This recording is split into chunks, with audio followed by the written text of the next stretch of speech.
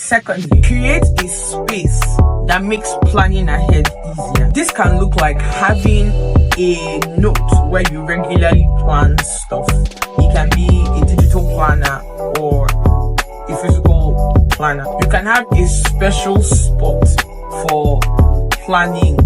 Have you ever just seen that a space was clean, a table was organized, and just because it was clean, you just felt this boost to want to do something or just use the table just because it was organized?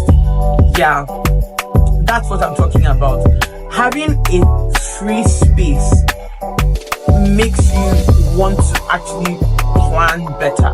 Sometimes, just because the table is clear, I'm more likely to want to write stuff together. Or having a whiteboard just encourages brainstorming. It's all about seeing something that wants to pull you into that place of preparation. When you have this, you are more likely to plan and stay on top of all of your activities.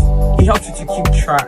This is day 14 of the 30-day to-do list challenge. As always, turning your to-do list, tagging at Maxine Chronoscope, and using the hashtag 30 days to-do list challenge. And I'll see you tomorrow.